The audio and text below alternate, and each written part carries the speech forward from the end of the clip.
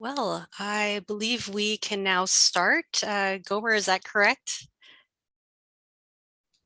Yes, let's start. Thank you, Kathleen. Thanks very much, Gomer. Thank you for that wonderful opening, and to the ISEA comms team for preparing us all for today's wonderful session. My name is Kathleen Diga, and I am the co-lead of the Local Access and Community Networks Initiative at the Association of Progressive Communications, or APC. I am actually here based in rainy Durban, South Africa, and I will be moderating today's webinar. And it's a great pleasure to be with you all.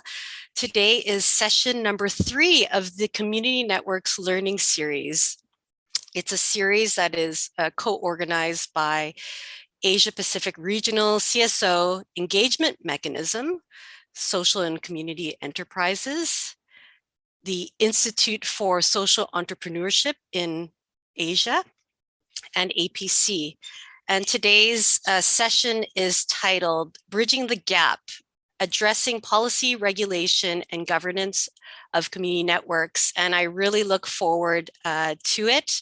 We have a wonderful array of speakers coming from Spain, India, Indonesia, Malaysia, Sri Lanka, and the Philippines. And it also looks like our participants are also from all across as well, notably the ones that I've just listed, also from sectors from social enterprise, government, academia, non-governmental organizations. I'm very much looking forward to the participation of you all. Just to recap that our first session was around 3 case studies from the Global South of community networks. So we had a demonstration from the Zenzaleni Network in South Africa, Common Room in Indonesia, as well as some cases from Mexico from our colleague Carla from Redes. And then we had moved on to a second session, which looks specifically at Asia, at some of the challenges. I would also say some of the benefits of community networks during that session, and a lot of cases from India and Myanmar. And a few words that alluded with me was from Prof. Albert saying community networks in terms of social impact. It is a problem that social entrepreneurs also face. The question is, do I scale deep for doing more within community networks or within the community, or do I scale wide so that the innovation can be diffused to many more communities? So these 2 sessions now complement this third one, which is around policy and regulation. And we know that during the pandemic, it became a lot more apparent the importance of digital inclusion when children had to come online to go to school. Hospitals and government had to share pertinent health information to its constituents. And I believe that governments now have recently needed to do a bit of a rethink in their approach of those who are being left behind without the means to connect. Students that had to connect with their teachers virtually. How do businesses bring their customers their most needed goods during these difficult times? So the question really is what types of policy and regulation would be possible to provide a more enabling environment for social entrepreneurs or groups who want to make a difference in their communities, particularly around connectivity. And I've been working with this project since 2017, and it's just become a lot more apparent that community-driven initiatives or community networks have been about connecting the unconnected and enabling a lot of remote areas so that they can bring connectivity to their communities. So let's bring this learning session to a start. It'll provide a space to provide insights and present proposals on policies and governance around digitization and community networks. I believe we would like to first do a photo session. So Gomer, if you can direct me a bit, I believe you'd like everyone to turn on their cameras if they wish, so that we can have a photo all together. Yes, that's true, Kathleen. Asking assistance from Bads and Anton for the photo session. Okay, just waiting for a few seconds. Okay, our speakers are on video right now. So, okay, let's do it now. We have 2 pages. So, smile everyone for a few seconds. Okay, 1, 2, 3. Next page. Keep on smiling, guys. Okay. 1, 2, 3. Okay, got it. Well, that's Back to you, really a nice Kathleen. way. Thank you, Gomer. What a really nice way to start, because then I got to see who's on the call, and lovely to see some of your faces. Thank you very much for doing so. Well, what I will do now is I will introduce our first speaker, and it is of great pleasure that I introduce Carlos Ray Moreno. He is actually a colleague of mine at the Association for Progressive Communication, and we co-lead the Community Networks initiative together. And so I would like to, there he is, I see him on screen. So as part of the what we call the LockNet initiative, he specifically also coordinates the policy and regulatory work with the LockNet initiative. I mean, he really is a jack of all trades, to be honest. It's been such a great pleasure to work with him in the last 3-4 years. And you know, apart from coordinating the policy program, he's been conducting a lot of the trainings with regulators around how policy can be more enabling for community-driven initiatives. And particularly in Africa, we've seen him work with a lot of the regional associations. And you can also find him in the authored reports and submissions of a lot of the public consultations around any policy dealing around community networks.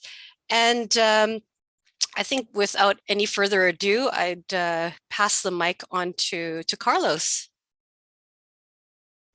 What can I say? What can I say? Thank you. Thank you, Kathleen. Thank you, ISEA. Thank you very much, everyone, for inviting me to give a presentation on this topic that, as Kathleen said, I've done a bit of work on. And it's an absolute pleasure to share anything that I could have found over the years with all of you. Because, well, we, as Kathleen has said, I've done a significant amount of work in Africa, trying to, well, myself and others and APC and our partners there, trying to create a more enabling environment for community networks. And it would be great that through these sessions with all of you, with, you know, Ida, with Isha, with all of our partners, Tariq, in Asia, we are able to do something similar as well in the continent, no, in Asia Pacific. So anyway, let me. I prepared some slides that I would like to share with you, and please feel free to ask me any questions that you would like. Let me minimize this so you don't see that. Okay. So yeah, well, I guess you've heard from Kathleen a bit about APC. We are a member-based organization founded in the 90s, working on ICT for social justice. And we've been doing quite a lot of policy work, well, community networks work, to be honest, starting from the 90s. And then since 2017, with this initiative that Kathleen described. And within that, we've been doing quite a lot of work on policy and regulation for an enabling environment for community network, because we realized very early that without an enabling policy and regulatory environment, the possibilities of community networks to thrive were very much reduced, no? And we've been doing training with regional regulatory authorities in Africa in particular, but also in Latin America with Comtelca.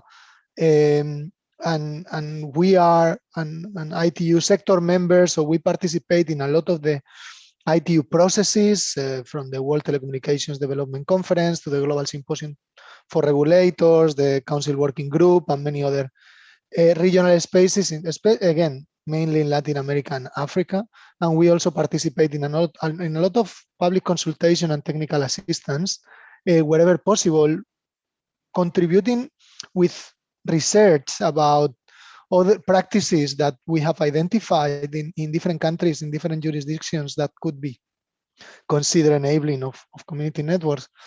And a lot of it comes from this, or was included on this research that we published in 2020, where we identified 5 barriers and international good practices to address them around operator licensing, spectrum licensing and fees, backbone and backhaul infrastructure, financial support, and access to network infrastructure. And I'm going to go a bit about this. I mean, we keep on updating this research because there are new regulations that keep on coming. There are new things that we discover, that changes that come about, that, you know, it might be considered dated because things are fluid and changing all the time. But we, as I will, in my last slide, I will point you to a place where we keep updating this research. So first of all, I would like to point to you to the recognition of community networks in international policy documents, right? I guess the most important one is the ITU recommendation 19 from the World Telecommunication Development Conference, where it mentions the need to that is important to consider small and non-for-profit community operators in order to provide broadband connectivity to users in rural and remote areas.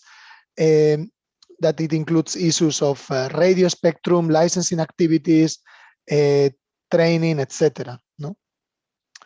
And then over the last couple of years, there has been other documents that have also included the importance of community networks. No? This is one of the study groups from the ITU development sector that focuses on telecommunications and ICTs for rural and remote areas, where one of the main lessons learned mentions that community networks are an important part of connectivity ecosystems, and they help bridge the digital divide. Also, the online global symposium for regulators from last year, in their best practice guidelines, it talks about the regulatory tools that promote local innovation ecosystem and provide incentives for the participation of small and community networks in deploying low-cost rural networks, and then in issues related to spectrum innovation, where they talk about spectrum sharing and the need to share those resources. I will get a bit more into that, but including releasing a spectrum for the establishment of community networks on a technology neutral basis. In Asia, thanks to ISOC and in collaboration with UNSCAP, there has been 2 summits on community networks. The first one was in 2019 in Bangkok. The second one was online in 2021. And there has been, different stakeholders coming to the fore in discussing elements of policy and regulation of community networks in the region. But I will let others to speak about that because they know much more than I do. So first of all, operator licensing. Well, I'm gonna take you to some examples around the world. I guess one that I feel particularly proud about is the licensing of community networks in Kenya, as we assisted the Kenyan regulatory authority through this process via a public consultation, a draft framework on licensing and shared spectrum. That then it went for public consultation, and then in October last year, the first license for community networks appeared as part of their unified licensing framework. And this license includes is exclusive for non-for-profit community-based organizations and non-governmental organizations. It has a very bounded and small geographical scope. It comprises in many regulatory frameworks or licensing frameworks. There is a license for infrastructure and a licensing for providing services, and all of them have a lot of compliance requirements in this one is just one single license for both. So the compliance for rural communities is reduced, which is absolutely critical. It is exempted from USF contributions, and it has some waivers around the usage of a spectrum. And it's super cheap. I mean, this is in Kenya shillings, but basically the application fee is around $10, and the operating fee is around $50, right? Which is a very small amount, which is required to, let's say, push or incentivize rural communities to get under the licensing framework. And it's going to have other benefits, as I will, or hopefully, as I will explain later on. In Africa, there are other countries where community networks are free, and as you heard from Sol at the beginning on South Africa, there is a range of license exemptions that you can apply for. In Uganda, there is also a license, although it's way more expensive than this one. It's around $2,500, which means that communities cannot apply for it because it's super expensive. So we are working with the regulator on trying to reduce those fees. In Zimbabwe and Ethiopia, we are seeing licensing frameworks that are in draft format that are closer to the Kenyan one. So there are some evolution around it. But it's not only in Africa, right? In Latin America, both in Brazil, in Mexico, and Argentina, there are exemptions for a small amount, for instead of the Kenyan one that bounds to a geographical administrative boundary where a community network can provide services. In Latin America, it is more around the number of subscribers or the number of people in those particular villages, right? And we have exemptions or particular licenses, as in the case of Argentina, for community networks.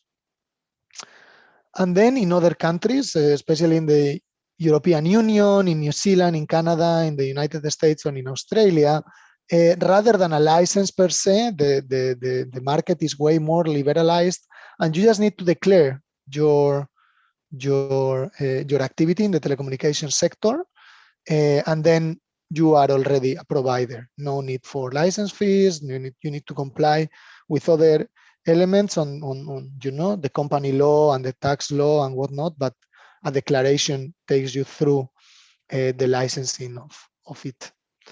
Then access to a spectrum. A spectrum is critical, right? Especially in rural and remote areas where there is no infrastructure. Accessing wirelessly and providing access wirelessly to yourself or to other communities is critical, no? So access to a spectrum is very important into creating an enabling environment for community networks. What we see around the world is that Wi-Fi is the technology that is used the most by community networks, especially because it is license exempt. You can use, I'm using Wi-Fi now in between my computer and the router in my house, and I don't pay any license to use that spectrum, right? We can use Wi-Fi spectrum to create communications networks without having to pay a fee. And Wi-Fi has a very interesting characteristic that has been exploited by some vendors, that by tweaking some parameters, you can actually establish relatively long links in the backhaul. I have established links of over 100 kilometers. So with Wi-Fi technology, and it's a very solid, stable, and super cheap. At the moment, many manufacturers are really bringing down the price of very, solid and high quality kits that you can use to set up Wi-Fi networks. And then, well, sorry for this strong transition, but then we have other spectrum, right? Other spectrum that is basically all of us are using mobile broadband, right? And the spectrum for mobile broadband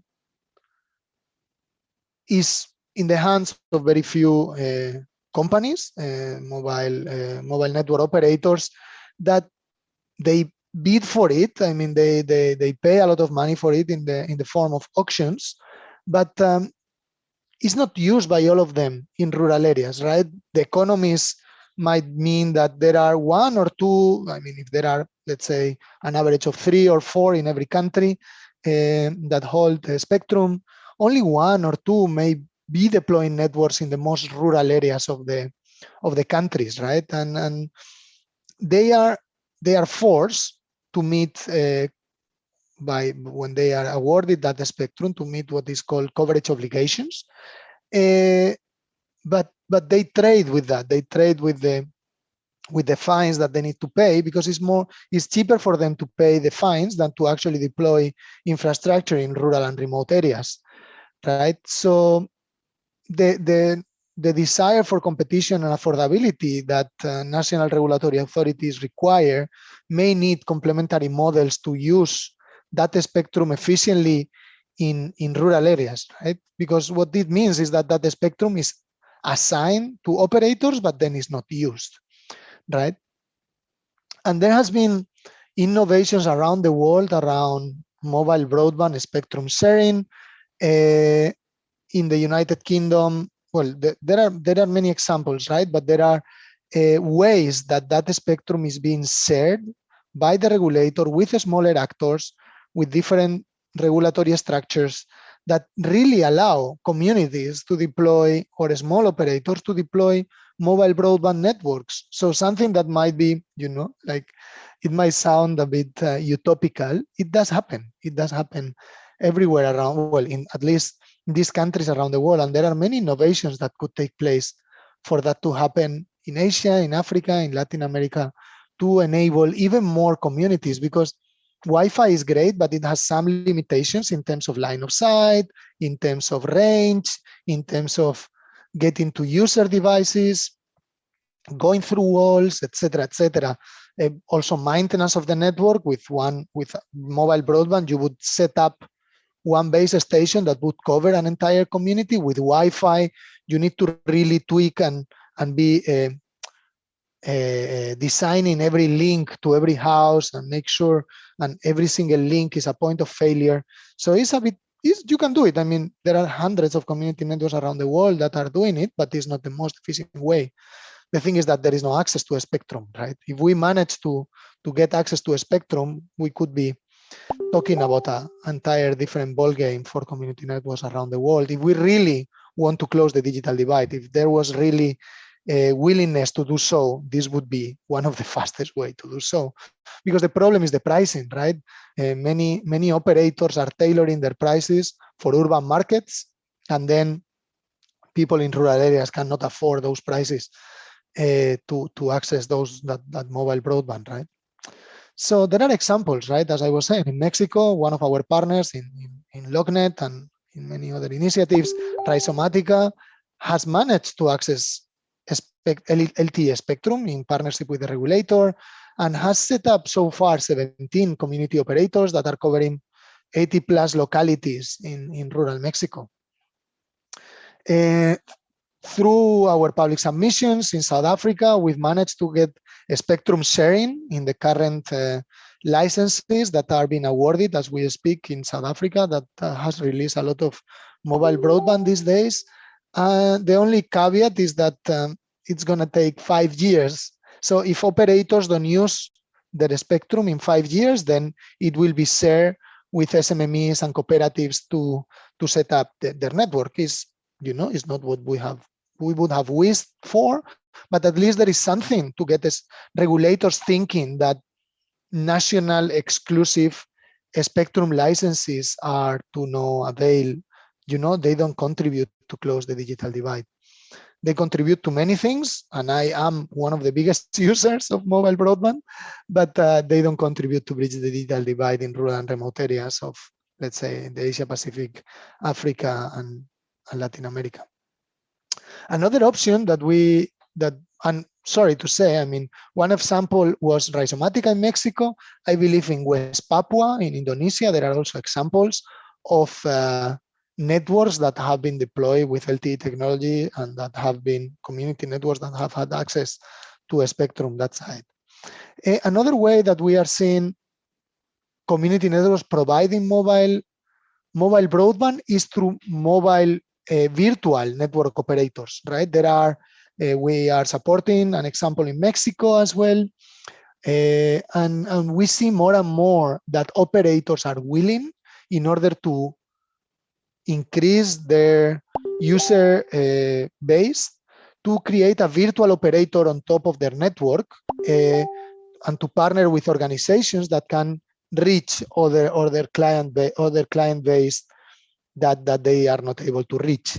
Things here are around negotiation with them and pricing, but more and more regulators are forcing them to partner and are trying to regulate the pricing so it's not cannibalistic. We may see examples of this with the new wholesale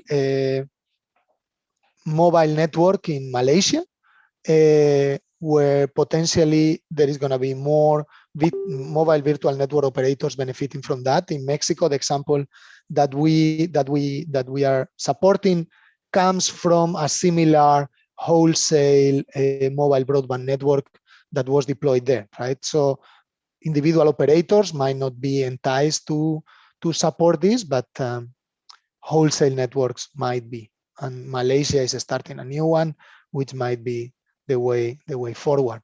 So just to go quickly into others, other support from regulators and policymakers would be accessing to funds. The easier or faster way would be through the universal service funds. The universal service funds are something that all operators have to contribute to. Is some sort of a tax, because it is acknowledged by everyone that they are not able to reach areas that are outside the market, outside their economic interest. So they put some money aside so the government or the regulator can do that. Normally, those projects were going back to those operators that were contributing to the fund, but we have some examples where that's changing. Argentina is the, I would say, the epitome for this, in the sense that last year they put $3 million aside from the USF for community networks projects, in between $3,000 and $100,000. A very, very interesting case that we will learn a lot from, and a very brave step from the Argentinian regulator. But there are other examples, right? There are community networks directly receiving USF funds in Canada, the United Kingdom, and Papua New Guinea. There are countries where non-for-profits could apply to the USF, such as Costa Rica, Peru, and within the Eastern Caribbean. And there are CNs receiving other financial public funds, like in South Africa, Indonesia, through the Village Fund, Georgia, Brazil, and the United States. In Kenya, thanks to the licensing framework that we managed to facilitate last year, there seems like in the new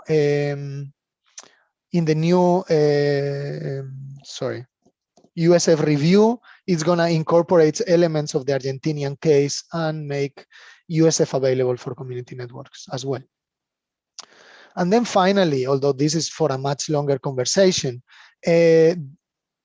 access to infrastructure, as I was saying. I mean, we were talking about a spectrum and how important it is Wi-Fi and mobile broadband to reach the communities, but without backhaul, without actually managing to get to the fiber and from there connect to the rest of the internet, is quite impossible to do that, right? So access to infrastructure, in many cases, accessing to national research and education networks or other sort of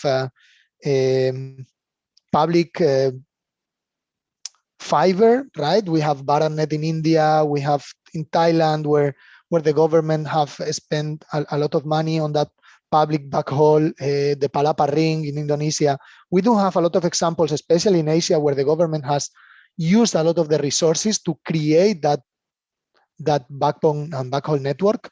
But then, first of all, what are the conditions to access it?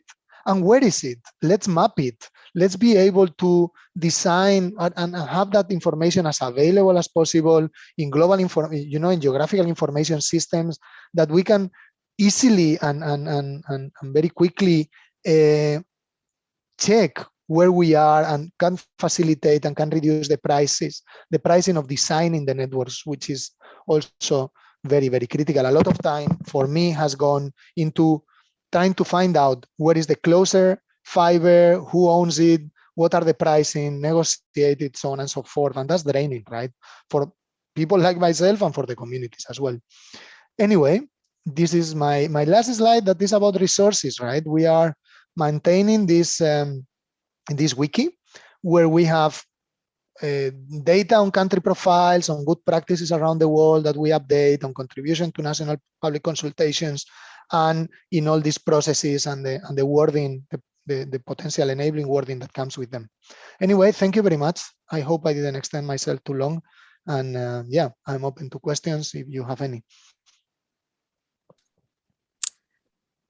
Thank you so much, Carlos, for that real overview of the type of elements needed for community networks to thrive, particularly around policy. I mean, what I pulled out of your session is that one, it is globally recognized that community networks exist in the international and regional spaces, and in wording within those policy documents as small and nonprofit community operators, or those promoting local innovation systems. And there are quite a few considerations that we needed to take in. You've given us examples of licensing for communities to be able to register and provide services, that there are governments that are designing specific regulations so that communities can set up their own at affordable prices. This concept of access to spectrum, while the majority are using Wi-Fi license exemptions, you've given us some wonderful examples of the headway that communities are making in order to access spectrum like 2G and 3G, 4G. You've also given us some great examples of financing for national governments now providing funding for community networks under the Universal Service Fund, as you mentioned, Argentina, and some potential in Kenya.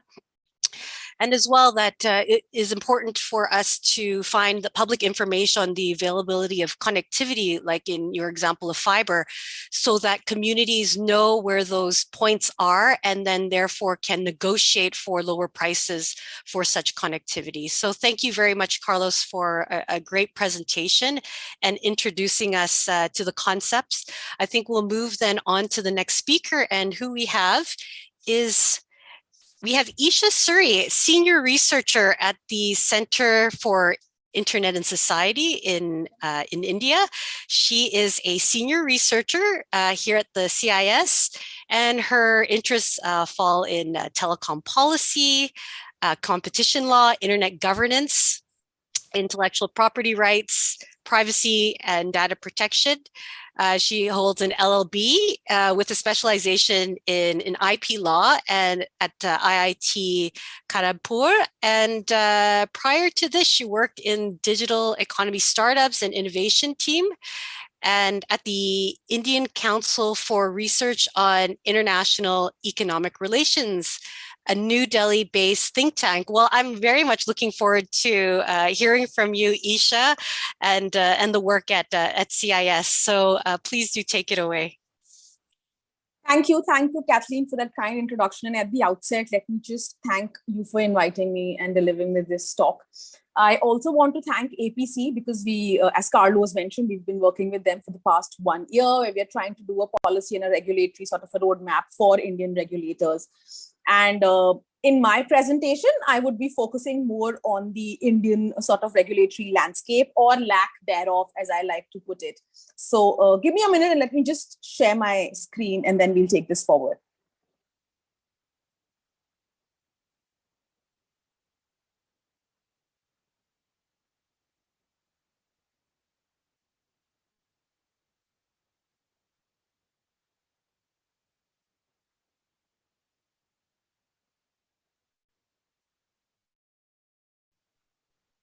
Great. And in the meanwhile, please do pose any questions you have in the chat box. And if you wish, you can also introduce yourself. I hope my screen is up. We can see it, Isp. Looks great.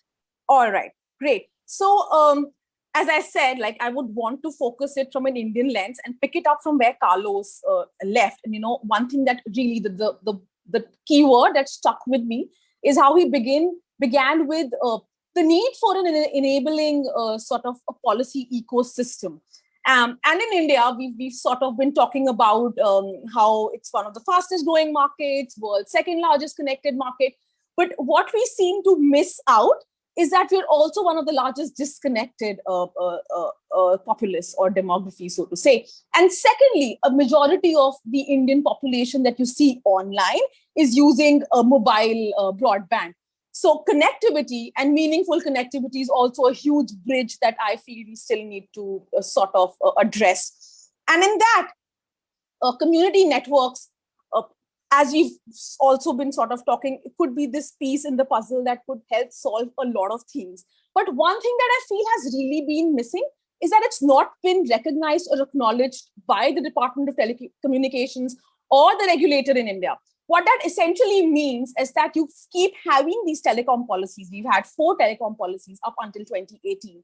And community networks has not been acknowledged by the regulator, even though the aim and objective has been time and again to bridge the digital divide. And in the past 2 national telecom policies, they've also talked about increasing broadband access. But peculiarly, community networks has been missing from each one of those discussions. There is no sort of a clear-cut definition of what falls within the ambit of CNs in India or outside the purview of CNs in India. And I do know that there'd be some people who'd be like, there was a TRI consultation in 2016 that did sort of hint at it. Interestingly, in 2016, TRI had taken out a paper that was looking at, as I said, proliferation of broadband access in India. And there they did talk about certain growing business models. And it was acknowledged that there are community-driven Wi-Fi models, such as community mesh networks, which have been deployed by several not-profit organizations. And they went on to also name or give examples of some community networks that exist in India, such as the one by DEF, by Air Jaldi. And that was it. It was more like an indicative, a referential sort of statement. But the recommendations per se did not mention community networks at all. And this is the 2016 paper I talked about. And it's been 6 years since then. We've had another national digital communications policy in 2018 that did not sort of acknowledge or hint at it. And why this is important is that whenever you have any sort of policies or guidelines then emanating out of the government or the regulator, there are no specific recommendations that cater to community networks. So some of the things that Carlos really mentioned about, right, like the USOF fund or exemption from spectrum fees, access to certain specific unlicensed spectrum bands. So CNs is not an identified category, and hence some of those schemes that they could really benefit from are peculiarly missing from availing those benefits that should rightfully be theirs. I think the Indian telecom story is a great tale to tell, and it will be one for generations to come, right from the time it liberalized in the 1990s to then 2016, when you had this a disruptor into the market that really caused a lot of financial distress. And to be fair, of course, on one hand, you felt that it's only the telecom service providers or the mobile operators that face the brunt of it. But I think what also got missed out in the cacophony is how it would impact the entire ecosystems or your smaller pies in this entire puzzle, such as the ISPs and the local operators. And I think that sort of discussion really never took off in India.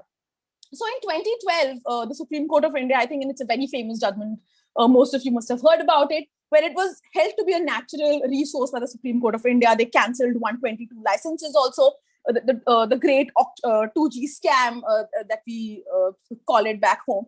And they also said that any sort of spectrum would then have to be acquired only through an auction.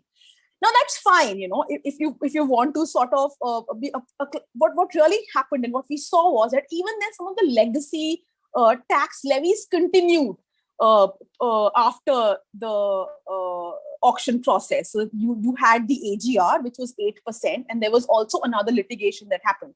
Apart from that, the service providers continued to provide a spectrum usage charge. And this was a relic of the erstwhile era where spectrum was being given on an administrative basis. So that really caused a lot of financial distress on the TSPs and a ripple effect on the downstream players. In terms of license exempt bands, Again, there are very few and limited license exempt bands. The one in 2.4 to 2.48 is choked up, congested, and there is a definite need to de-license more spectrum bands. TRAI has repeatedly, in fact, asked for delicensing those spectrum bands. And I think there is a bit of, like, I would like to just backtrack a bit. So in India, you have these multiple stakeholders also sort of, regulating the space. So you have the DOT, which is looking at your spectrum and your licensing issues. And then you have the Telecom Regulatory Authority of India, which is basically your regulator. But the regulator's remit or jurisdiction is only limited to tariff, interconnection, and quality of service issues. And TRAI, apart from that, also, as per the TRAI Act, can give you recommendations, and that it can make recommendations to DOT about licensing and spectrum issues.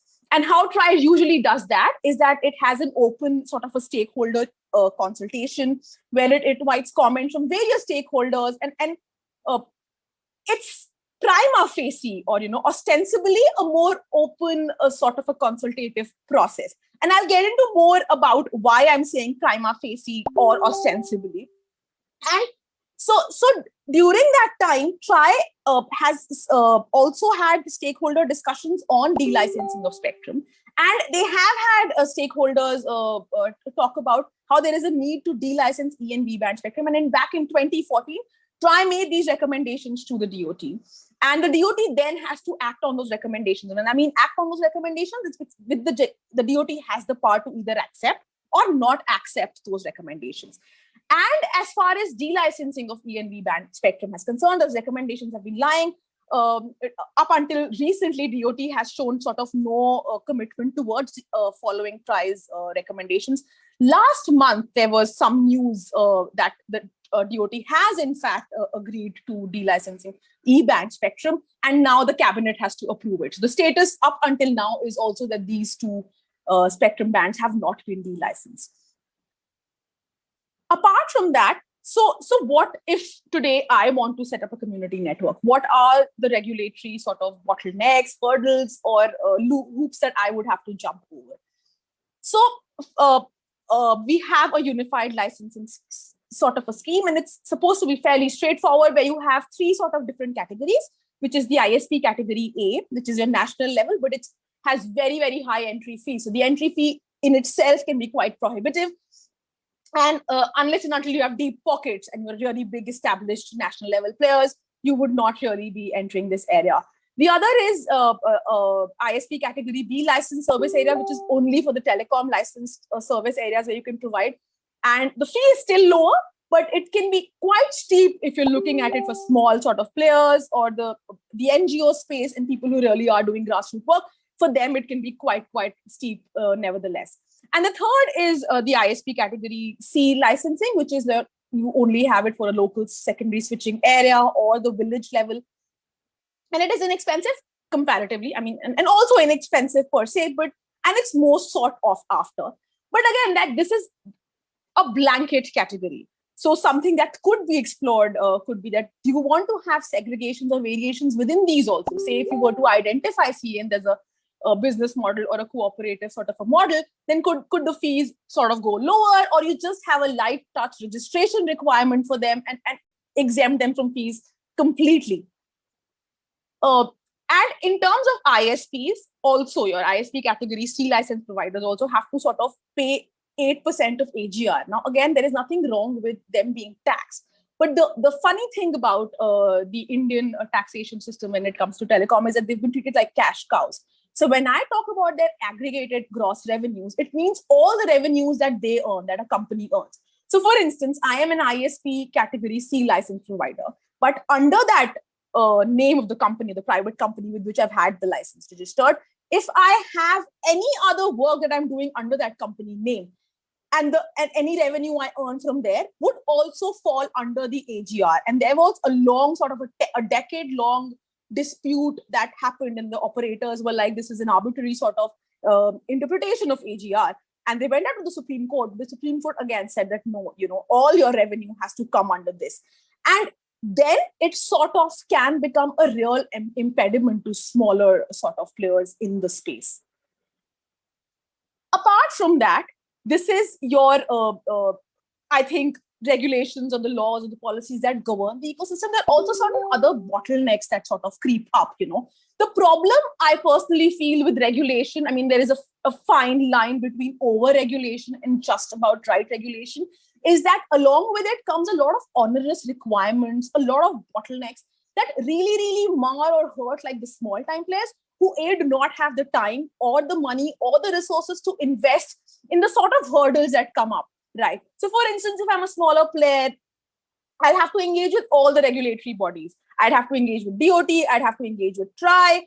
The process in itself would take at a minimum of 3 months. And these sort of delays pile up. And that can also act as a deterrent for somebody who really wants to enter into the space and work in this space. Apart from that, there are also compliance level issues that, sort of crop up. Some are very practical in nature, and the others, like, say, stringent KYC norms, data retention policies. So if you have a local sort of a small sort of player, in some areas you do not even, these are like, areas which have real infrastructure sort of issues, access related issues. So, and this is also something that we found out when we were discussing with various stakeholders, how the one-time password, every time you want to authenticate, is actually very impractical at some of the areas that you are, because there is no network. You can wait all day for that SMS to arrive on your phone, but it never does come. So, and I think these are some of the practical issues also that have really been looked over or have not been taken into consideration. And that in itself has served as a real barrier in this taking off or, scaling up in India. Having said that, there are, and I'm up, the last session and the session before that, there are community networks in India. And the obvious question that sort of comes up is that what are the models that they are using, or, how are they operating? So mostly community models in India use line of sight or low cost Wi-Fi equipment. The other was also, I think, a sort of a pilot study that IIT Bombay did with Grammar, where you used TV white spaces. Again, this was just something that was given as a pilot study, but to this day, there is no formal regulatory framework for use of TV white spaces, even though a large amount of TV white spaces remains unutilized and can actually be a great sort of way to pivot this forward. The other was Air Jaldi, and Air Jaldi sort of established a company under called the Rural Broadband Private Limited, and they got a Class A license and became a service provider in I think 6 regions. So for them, but again, ISP Class A license expecting a community network is really not practical or feasible, because it's something that I don't think, apart from these deep-pocketed national level players, anybody else can invest in, because the price is really steep. The other sort of policy, and I'll tell you why I mentioned this, is because and recently the DOT and the Government of India passed the Prime Minister Wi-Fi Access Network Interface, and the objective or the overarching goal was to provide broadband to public Wi-Fi. On paper, it does look like a very promising thing, but will it then will the need for CNs continue to remain or not? And I think the important question then to ask is that what is it that PM1 is really seeking to do, and how is it doing it? So what it's seeking to do is that it's going to proliferate broadband to public Wi-Fi. And if you go back to some of the reasonings and objectives that the TRI, the DOT, the government has been giving, is that, India, again, it's like a mobile broadband economy. A lot of people haven't really tasted the flavor of, quote unquote, what a broadband access can do. And in this way, we'll sort of create a market in the rural areas where the 2 private players have refused to go, because, as Carlos mentioned, they say there isn't enough ROIs for us to sort of go into those markets. But the interesting thing about PM1 is that it says that you will have to still procure the backhaul through a licensed ISP or TSP. So in areas, where you do not have this, PM1 is not going to function. And it claims to be, again, an unbundled and a distributed model where you have a public data office and you have an office aggregator. And if you look at the website, what they've envisaged as an aggregator is also that you have these umbrella companies where multiple PDOs can be registered. And the example or the analogy that they've linked it to is like you have these cab aggregators, you could have these branded public data office aggregators. These are words that I've picked up from the policy document not created on my own. And you have these PDOs. But if the community or the village or the area where you're trying to set up PM1 does not originally have a backhaul infrastructure, you can't just set up a PDO. That's not going to happen. You still, so in that case, you would still need to have an ISP's category C license at the very least. If someone were to come and ask me, hey, I want to set up this community network in this village, how do I go about it? It again says that it has a light touch framework. Again, so you do not have to pay any registration fees. There isn't any licensing requirement. All you have to do is a PDO has to register with a PDOA. And then there is a central registry, which sort of the PDOA will give all this information to, which is under the Government of India. That's how this is envisaged. Secondly, there are also certain implementation issues and challenges which have not been taken into account. So again, as I said, the one-time password, so I was speaking to this person who was telling me that the place where we work, the grassroots level work that we do, the nearest sort of space where you could get that mobile network is 20 kilometers out. So as I said, whenever policies are being made, at some level, I do feel that there is a disconnect between the grassroots reality and what really goes out on paper. And these are very real world challenges that will be an impediment to taking off of this scheme also. However, best intentions you might have had when you were conceptualizing it. So it also remains to be seen whether PM1 will really be able to solve the sort of problems it set out to solve in the first place. Coming back to policy gaps, number one is there is limited awareness regarding community networks in India. And I mean, especially amongst policymakers. And we've sort of had conversations with the regulators and policymakers who may have heard of some sort of a CN being in India, but there really isn't enough sort of information around it, even within their own circles. And so what really happens is, unless and until they are there in the room, or you've sort of made that dent with the policy makers, you really cannot expect an enabling sort of a guideline or a policy coming your way. And I think that has really been a challenge in India. So for instance, since 2016, you've had one statement and some policy document or the other, but that really has not led to any sort of change within the ecosystem. Then there is a lack of acknowledgement, and how that affects, as I said, there are no policies that have favored CNs, like allocation of specific spectrum, earmarking reserves from the USOF has really not happened. I mean, USOF funds, you can't, to this day, and linking it to CNs, I haven't even seen any commentary that sort of talks about the two in popular sort of newspapers and national dailies in India. And I think that really is a challenge that we need to bridge. Again, about underutilized USOF, in India, 50% of the USOF has remained largely unutilized. And there are a few issues in the design and I think the implementation of USOF per se and in its isolation also. First thing is that, with USOF is also under the government, and the fund is also administered. So there is a sort of a lack of accountability process, because you have a government incumbent, which is the BSNL, and you also have an administrator. So who's accountable to whom? That has been like a big challenge. There haven't been stringent enforcement of penalties against contracts. And the third thing is that the funds haven't been properly ring-fenced. So what really happens is that you have to then make a request that every time you want to spend these funds, you make a request that goes to the parliament for approval, you give your reasons. And there is always going to be a delay when you have these sort of hurdles in place. So the other sort of option that could be explored is that could you just ring fence it and say, okay, this much would be spent here, this much would be spent there.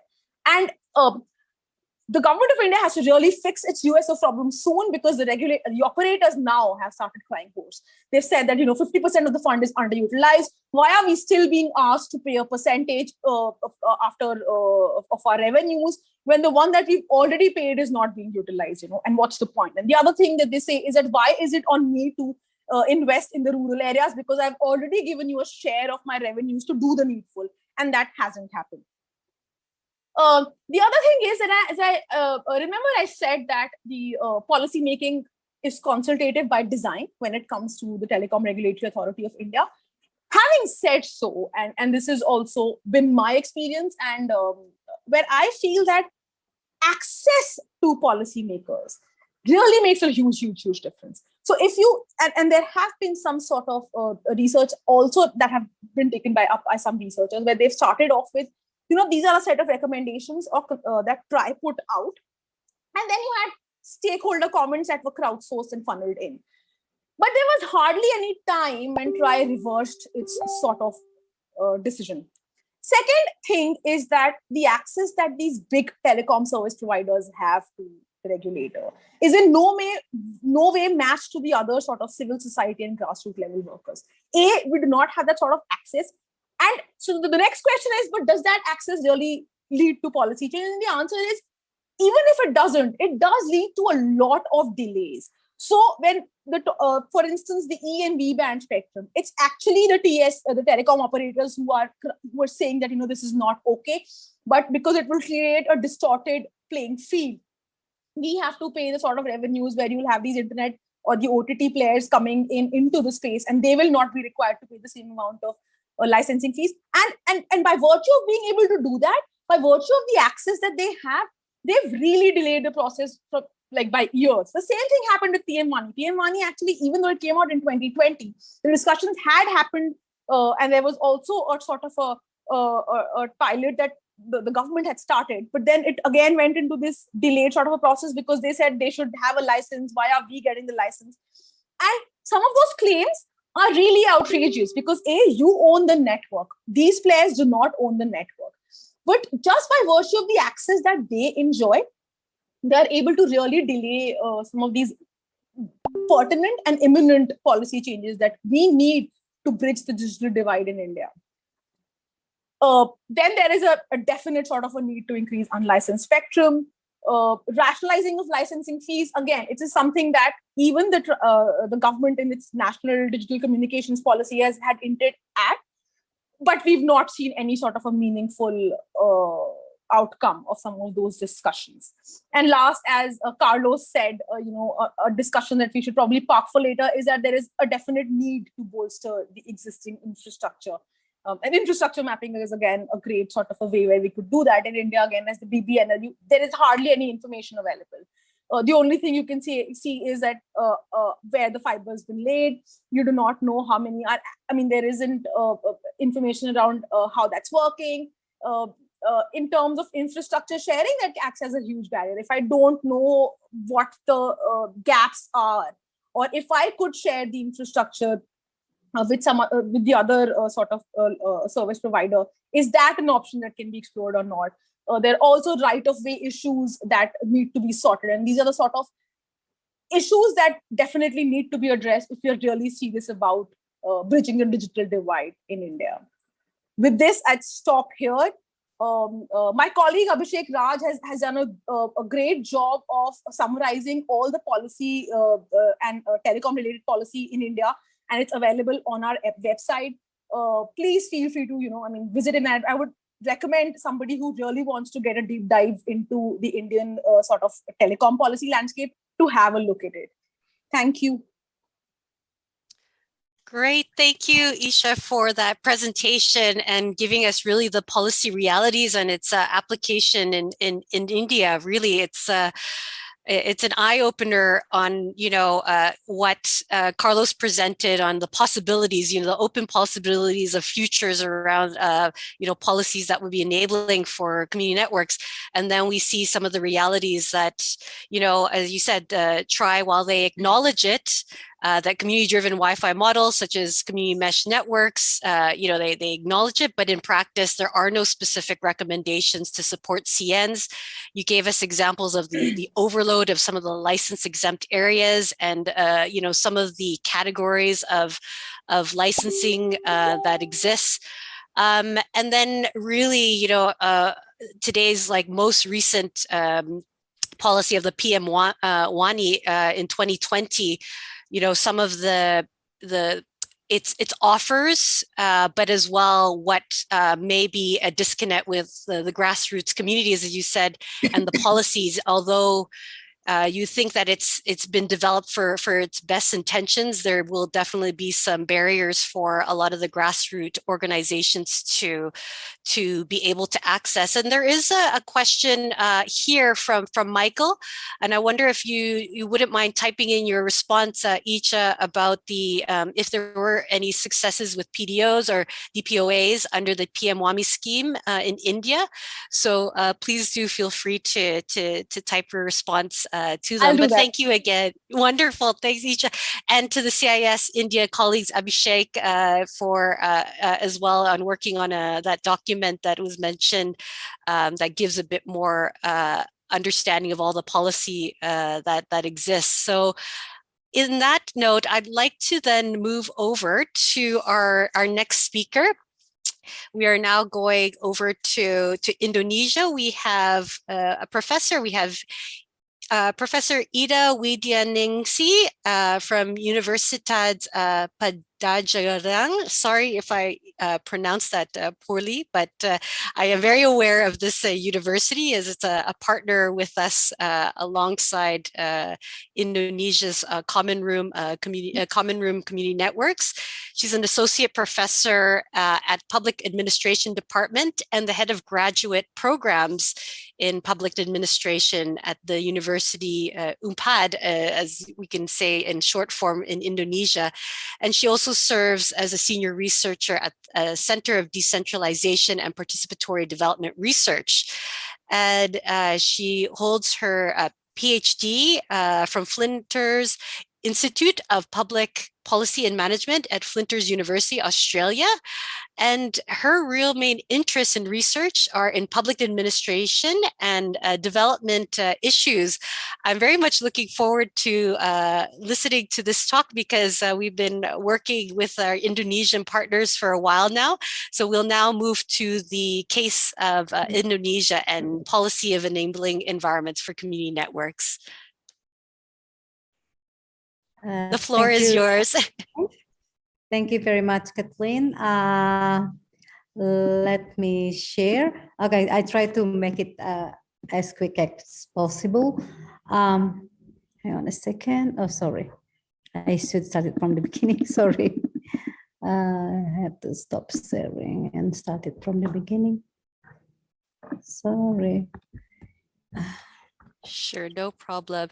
We'll have for each of our speakers around 15 minutes. And if you have questions from participants, please do type it in the chat box so that our speakers will be able to respond to you. Okay, hello everyone. Good afternoon. I will share the work of our team with Common Room. So some of the issues actually similar with what Carlos and Isha mentioned on the policy framework and enabling policy environment. So I put the title as Trajectory of Community Network in Indonesia, Policy Framework and Grassroots Movement, because I think that we still have lots of work to do regarding the community network. So this is how I will organize my talk. I will talk a little bit about the overview of internet development in Indonesia, the progress and challenge, and the rise of community network, initial finding of our research and conclusion. So what happened in Indonesia actually similar with what actually happening around the world, that the growing number of population who are using internet also happening in Indonesia. But the same problem also happen in Indonesia in terms of digitalified and what is actually happening to the people that actually had no access to internet. So as Carlos mentioned, and if we are talking who are the most disconnected people, and Indonesia apparently on the list. So this is why Common Room and partners are working together to try to address this issue. And surprisingly, at this moment, Common Room is the only institution in Indonesia, NGO in Indonesia, who has concern on this. This is why around several weeks ago, we proposed a policy recommendation for Indonesia presidency G20, because we would like to discuss this issue in the very important event. So Indonesia has a total population around a very big one, more than 277.7 million. And Indonesia, 49.7% actually female. But Indonesia never changed the composition of the population, because most of the population actually live in urban area, and the rest of them living in rural areas. About the internet in Indonesia, actually, I think that Indonesian internet regulation is still a little bit what we call as monopoly, because there is the regulator for internet, only one institution called Indonesian Telecommunication Regulatory Authority under the Ministry of Communication and Informatics.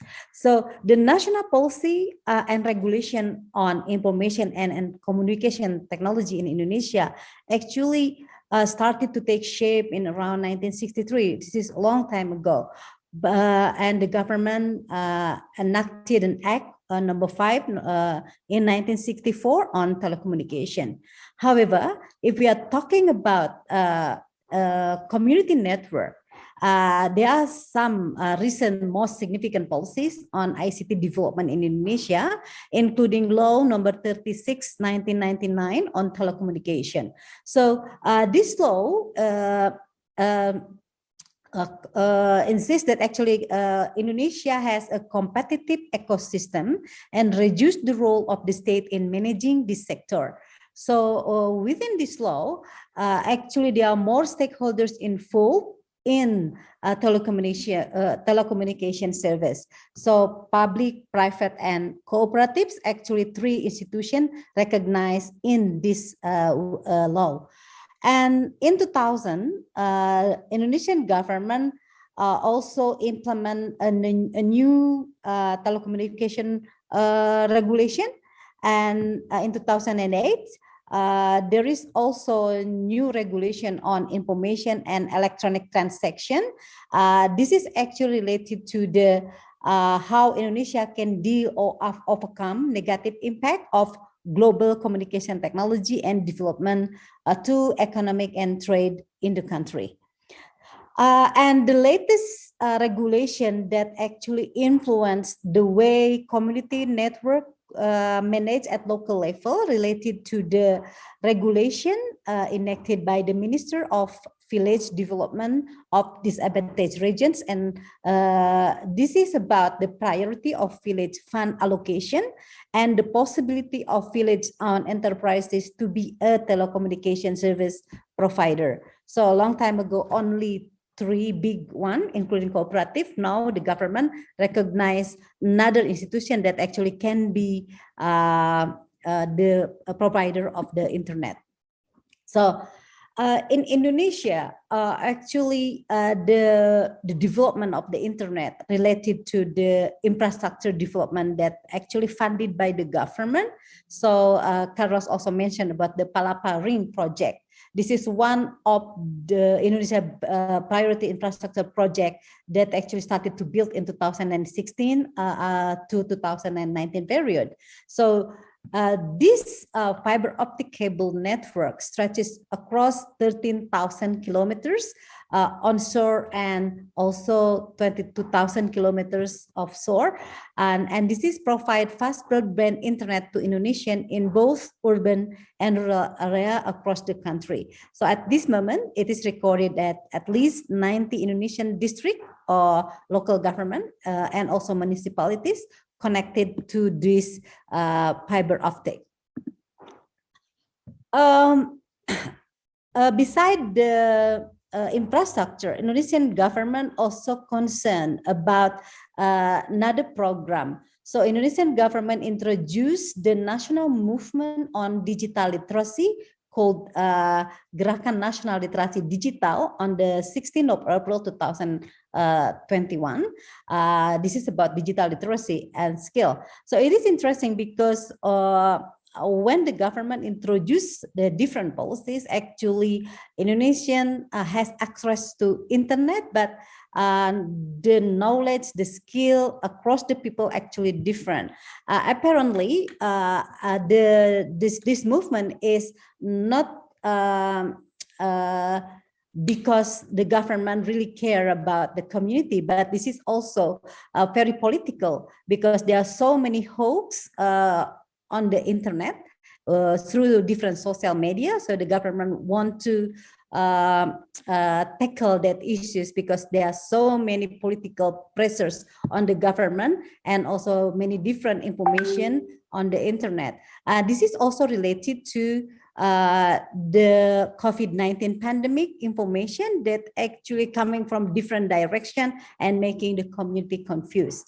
But apparently the digital skill literacy to our knowledge is only limited to some activities that's actually not really touching the real people. This is only kind of a series of webinars conducted by several experts from university with a very limited number of people attended the event. So this is why Common Room think that we got to do something and working directly with the community.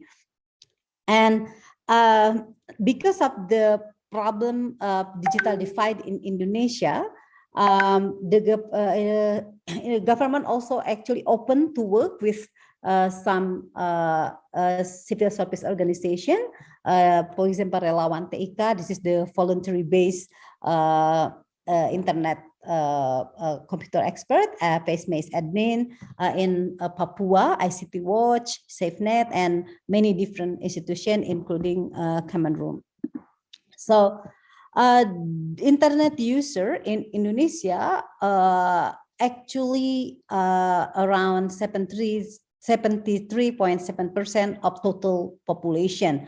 However, we think that most probably, this number is not really actual internet user figures because of the existence of community network. So this is only the formal number that actually released by certain institution. So with the huge number of population, Indonesia has 4 biggest telecommunication company, and this company is not really working in small area or rural or disadvantaged region. They are mostly operated in bigger city. This is why community network actually has some room to develop in Indonesia. So as I mentioned earlier, the current COVID pandemic actually also forced a radical shift of human activities into more internet-based services. So the various mode of online education platform, home office activities, and also digital business are mostly used to limit direct social contact related to the COVID-19 pandemic. So this is why the need of internet actually getting higher. So at least we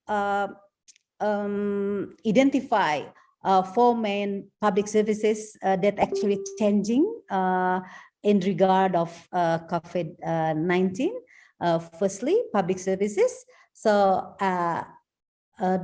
Indonesia has 83,218 villages, but at this moment, 12,548 of the village actually have no internet access due to the lack of infrastructure. So we still have so many people have no access to the internet.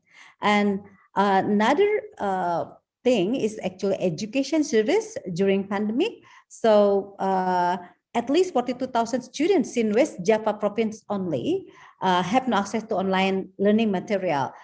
Somehow the government restricted students to come to school and encouraged the teacher to teach online, but apparently the student has no access to internet at all.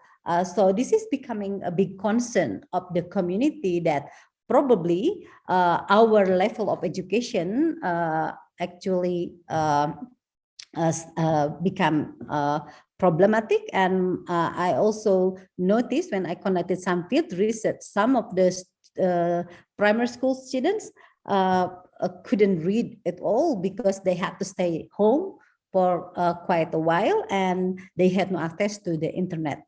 And another issue, another public service also related to the health service during COVID-19 pandemic. Indonesian government, for example, also set up a new application during the COVID to enable people to move around from one place to another, including in the big festival. So for some people who has no access to internet at all, it is almost impossible for them to travel to different area. And another issue, the last one, is actually economic recovery. So Indonesia actually had a plan, and actually Indonesian president thinking that they want to make Indonesia become the biggest digital economy. However, at this moment, 68% of the total population have access to digital economy, but the rest of them actually has no access at all. So what is actually happening in Indonesia? Actually, when we talk about the community network in Indonesia, Indonesia actually have started this network very long time ago, but when we talk about how to sustain the practices, how accessible and what's the situation of community network, it is still a very long road to formal recognition from the government. So anyone who doing research on Indonesian community network will name Ono Purbo. He is actually the founding father of community network in Indonesia.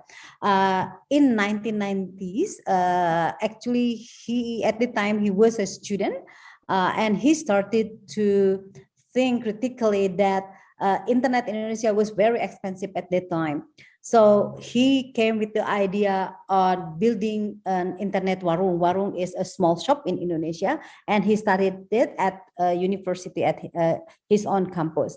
And then he took it out of the university and start to implement the model of internet warung or warnet in a neighboring area. So there is a network called RT-RW-Net or Neighborhood Internet Service developed in the mid-1990s. So this, because of the need of the internet, at that time, the growing number of RT-RW-Net developed in Indonesia, but there are so many challenges in terms of the monopoly of the internet service provider.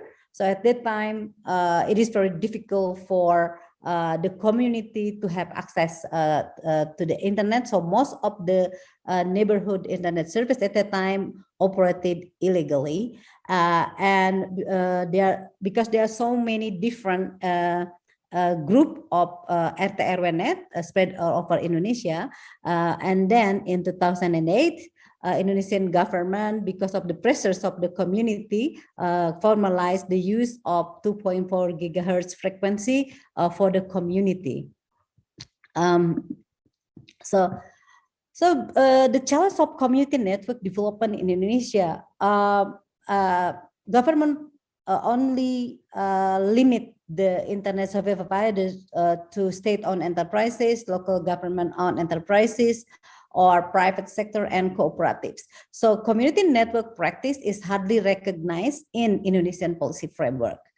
but because of the so many practice, and then 2019, the Ministry of Information and Telecommunication enacted a regulation number 13, 2019. This regulation actually opens a possibility for any parties to develop a partnership with the internet service provider and become a reseller and a legal vendor. So, however, the procedure is too difficult, and also there is a power relation issues. So not many company actually willing to work with the community. This is why until now, most of the community-based internet service in Indonesia actually illegal. This is quite scary to see this is actually from last week that so many group of people who has initiative to do the community-based internet service actually have to deal with the police, and because they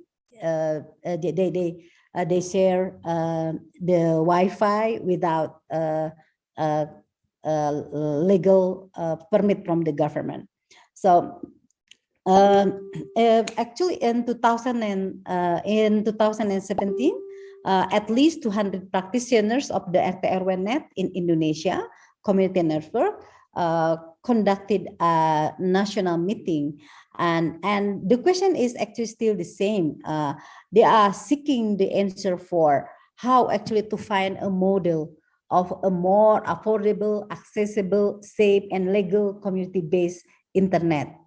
ICT Watch proposed the formation of RT/RW-net cooperatives as a formal institution for the community-based ISP.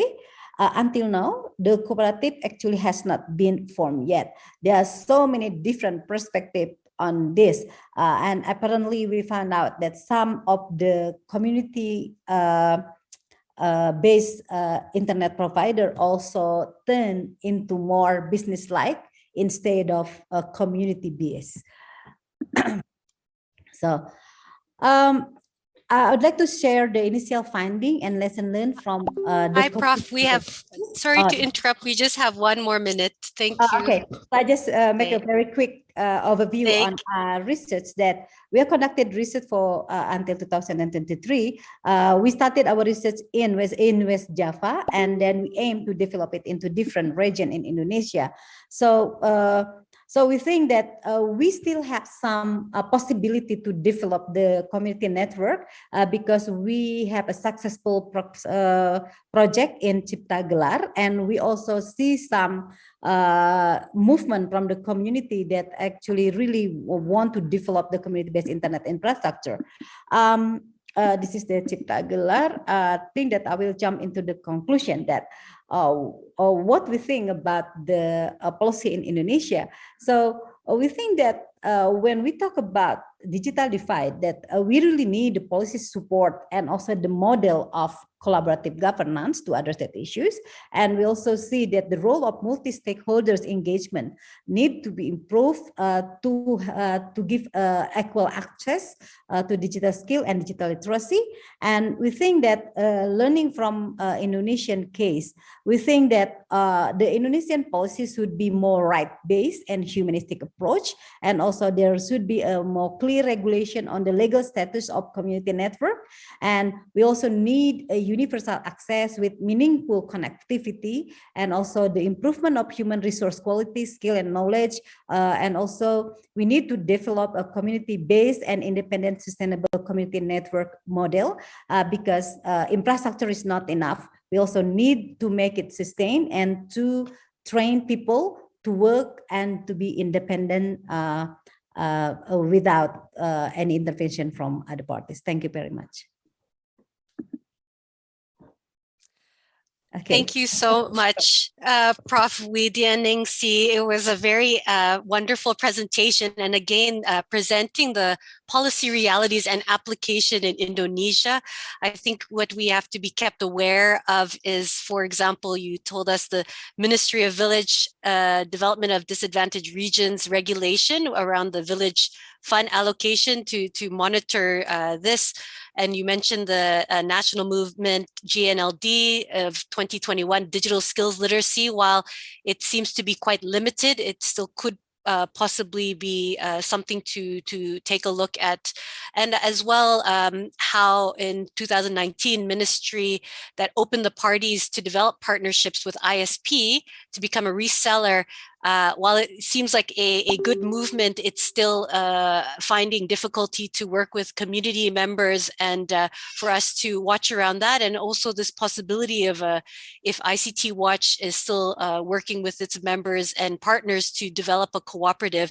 And of course, we will follow very closely the Chipagalar model to see if its demonstration of applying policy regulation will become fruitful. So thank you again, Prof, for your presentation. Any questions for Prof, please put on the chat. And I'd like to move to our next speaker, another professor. We have Professor Tariq Zaman from University of Technology Sarawak in Malaysia. He's associate professor and head of the Advanced Center for Sustainable Socioeconomic and Technological Development ASET in the University of Technology Sarawak in Cebu, Malaysia. His research concentrates on co-designing technologies with children in indigenous communities, and having dual professional backgrounds as a lawyer and a professor in human-computer interaction. Prof. Tariq is concerned with co-designing human rights-based policy interventions to address digital inequalities. Well, that really follows on with what our previous speaker had around the humanistic approach. So let me pass on the microphone to you, Prof. Zaman. Thank you, Kathleen. And yeah, to be very quick on the presentation that we can see it, I think we are behind the time. So let me share my screen first, and then from there, actually, I think we need to, yeah, let me, okay. So if you can see my screen all well, then I can continue. Yes, we do. We can see your screen. Thank you. Okay. So once again, thank you very much. So to be quick, and I will try to finish it in 10 minutes, my presentation. Continuing with the discussion before what Isha mentioned and Carlos, and with my colleague, Professor Ida from Indonesia, I will not talk a lot about the current status of the policy discussion in Asia or in Malaysia, but our approach is much more related to practice-based and to explore the policy gaps or policy direction of Malaysia telecom industry and the government by establishing a local community network. And yes, this is not only my work, but with all my other colleagues. Malaysia is a beautiful picture when we really look at the readiness indexes and the affordability drivers, without any doubt. And in the last few, like 20 years, Malaysia has a lot of many activities to focus on the rural connectivities. It includes Pusat International Telecenters project and village Wi-Fi, building towers, as well as the small initiatives, pilot projects. So there are a lot of these activities which is happening. We are based in the state of Sarawak, which is the largest state in Malaysia, but with a low density of population. And because of the low density of the population, access to internet and telecommunication is also one of the big challenge for the community and for the government also to provide the access to the people. Pandemic situation really bring out the challenges of the communities and for the people, what they are facing on the ground, and the situation becomes much more talk of the town and what is happening, and people had a lot of question about it, that with all these previous years, with the huge investment, with so many activity intervention, why we still don't have access to meaningful internet. In the last few years, Malaysia government came up with the National Digital Connectivity Plan, and they also call it Jendela, with high expectation of, and the debate started at the government level, that how internet can be considered as a third public utility, or many of the time it's also mentioned as a human rights, internet connectivity as a human right. Currently, Jendela program is happening. We also have a Jendela map through which actually the people can access the status of internet in Malaysia, especially the 4G connectivity. If we come to the state of Sarawak, where we are based in, the state of Sarawak has their own intervention, specifically for the rural connectivity. We have the two very common, well-known intervention, which is one of that is called SMS Saluran, with the establishing of 300 tower, and the second one is My RSPN, which is called Sarawak Rural Broadband Network. 194 side, 45,000 homes will be connected with the 30 Mbps of internet speed. Please keep in mind, this is the internet speed. It doesn't mention about the upload and the download speed. Based on our study, we were looking at that what are the current challenges at the policy level, then the supply side challenges, also as well as the demand side challenges. In terms of the policies intervention are not really clear. We don't have a very clear policy about community network, but we are very recently exploring class license, which is a very specific license, and we applied last week actually for our first community network under the class license, and we will have our next meeting with the ministry on 20th of this month, who would like to explore more that actually what it is this community network that we want to establish. So the negotiation and the discussion is starting. Other than that is the diverse and inclusive approach. Inconsistent terminology is another part. Currently, the government is saying that 4G internet until end of this year in populated area, but how the populated area is defined, it's not yet clear. So there are these type of terminologies in policy documents, which is not really yet open. Lack of empirical evidences at the supply side, that is another component. Impact study, all these interventions which are happening for the last 20 years, we don't have really good impact study which can tell us that what is the current situation of these BDD interventions. And then the use cases is another component. I will talk maybe a little more about that one in the next stage. The demand side challenges is unclear monitoring mechanism. Currently, the quality of service of internet at the rural areas or even in the urban area is not clear, that how the communities can monitor and can report what is the current status. The user side, the user experience is not yet on the map. Lack of the digital tools and technologies, that is another component of how we are going to report the status of the internet in my village or in my school or at my, that is one another component. If there is only one internet, one way of connecting to the internet, and that is down, there is no other way to call to report the current status of the internet. And then what Ida also mentioned from the humanistic perspective, we're also looking at that if the government is really talking about internet as a human right or internet as a utility, then do the local community, the people really know their rights, the consumer right, the knowledge, consumer knowledge, and the lack of even the tools and or the lack of the capacity to claim those rights is another component.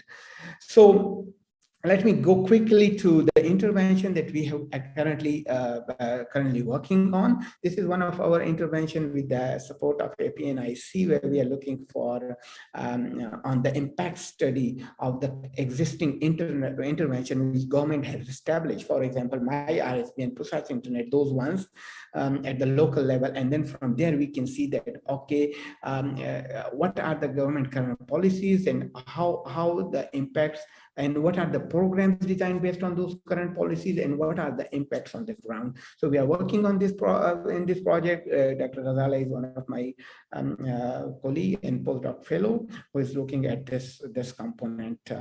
The second one is establishing our first community network. Gary Lowe is my PhD student, is working on this, establishing a community-based community network, really including engaging the local community in the community-based co-design approaches, where the community values actually lead or shape the community network. It is the combination of the co-design processes and training. Just our first community network, which we have currently established, and we have applied for the community network license. There are also the government My RSBN facilities also available in the same village. We have last week we were in the village and we tested the internet speed. The government provided support, is providing upload speed of 1.57 and download speed is still okay, fine, 27 Mbps.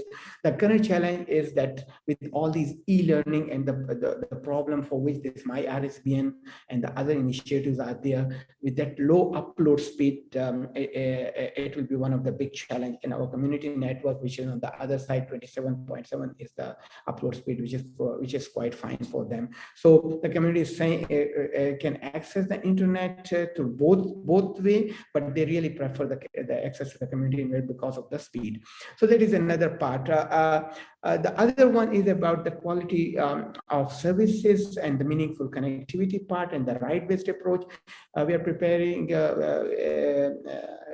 training for the local community members to really understand their consumer rights for what they are paying and what they are getting in. But for that, actually, we need to go into more detailed study of the ITU standard as well as the MCMC, the Malaysian government regulatory authority, their monitoring mechanism. And some of the things which we really found it that, for example, the upload speed for the mobile internet, it is not measured. And that's why the upload speed is usually very low, very low in the rural areas. And because of the upload speed, the services like e-learning is not really possible at the rural areas. So the policy is really silent about that component, which we would like to bring it up. And then if the community can better understand that how the internet and networks work, they may be better in making a decision and claiming their rights. Okay, so the last one is about the quality of service monitoring and reporting tools. The current tool which is available in terms of the map, which is telling you that what is the current status of internet in the rural area in Malaysia or in the urban area in Malaysia, is the Jendela map, which is not accessible outside Malaysia, but it is just telling you about not about the user experience, but the telecommunication company reported status of the internet coverage. So we are looking from the other way around, that if the local community can also report what is the current status of internet upload and download speed and latency at their side, and the policy maker can actually monitor it on their the user experience. So we are designing this map with the MLab technologies currently with their framework. So with this, thank you very much. What are the really lessons learned from our side for this whole process? We are not yet at that stage that we can really generalize our lesson learned, but one of the way or one of the things that I would like to mention is here, that really to understand the policy gaps, I think this whole process of going through establishing the services may open us more broader understanding of what is happening, how things are, where are the lacking points, and where are the gaps. So thank you very much. Thank you so much, Professor Tariq Zaman, for your presentation and really the beginning stages of this co-design of the first community network in Malaysia. You brought up some great points around like the National Digital Connectivity Plan, Jendela, as well as what is happening in Sarawak with the two options of connectivity. And as well, we're looking forward to learning more about how the application goes from last week on the class license and your forthcoming meeting with the ministry on the 20th of April. I really do think we have a lot to learn as you're describing a kind of action research process where not only researching the policies that are currently in existence and working with the ministry on possibly finding the right way forward for community-based initiatives that would like to apply for license. So I do appreciate this this first presentation on how action research takes place in Malaysia Sarawak conditions. So with that note, we have our fifth speaker, and she's coming from our partner here in Learn Asia in Sri Lanka. Gayani Hural is the research manager at Learn Asia. She's researching digital policy and regulation and the future of work.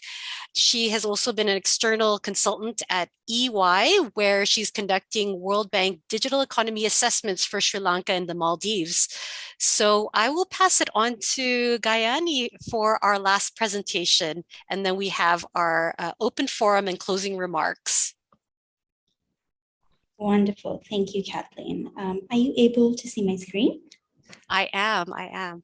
Okay, wonderful. Hi, everyone. First, thank you so much for having me here.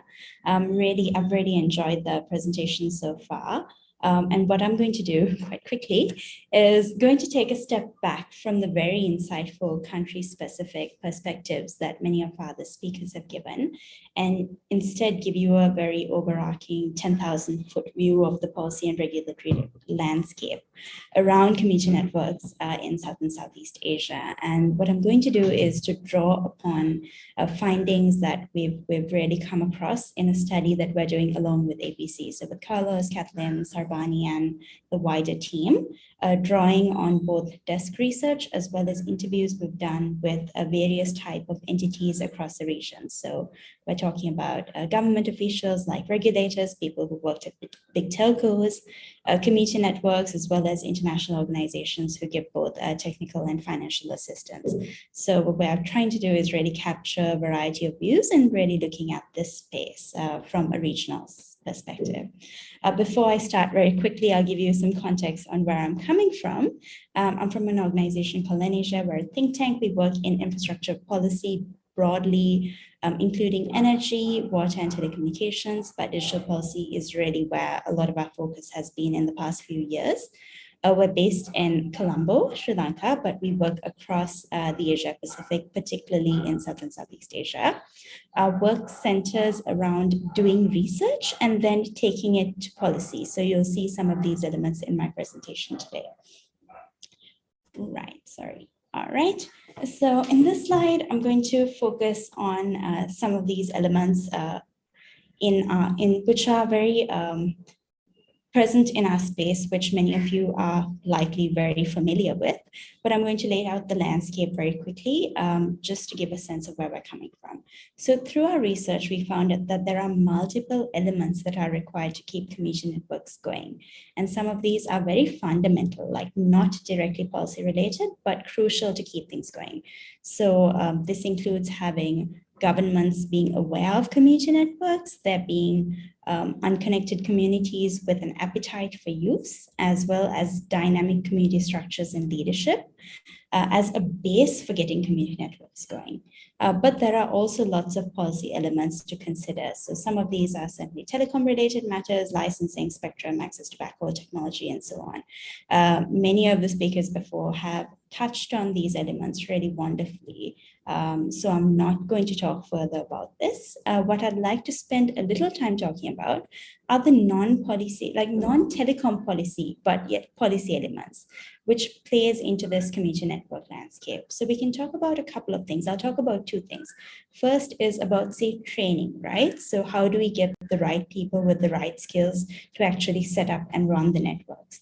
Right? It's quite important, along with thinking about telecom regulation, to think about this space, because this has implications on the formal education system within a country. Sometimes there are also trade elements that we need to think about. So when doing our interviews, we've heard time and time again that telecom equipment is quite expensive. So again, in order to make this more affordable, there's certainly a need to see if something can be handled from a trade policy perspective. So for example, seeing whether your country can sign the WTO's IT agreement, which will slash tariffs related to IT and telecom products. So our sense there is that it's important to think about the entire landscape there, because all of it is going to have some sort of impact on the entire space. Now I'd like to spend some time talking about the region in which we operate, right? And we know that Asia is quite diverse, but what we found is that even within the sub-regions, there's a lot of diversity, and you certainly see this even in ASEAN landscape. So we'll take a look at South Asia, right, which is where I'm from, and you look at Sri Lanka. There's very little awareness on community networks.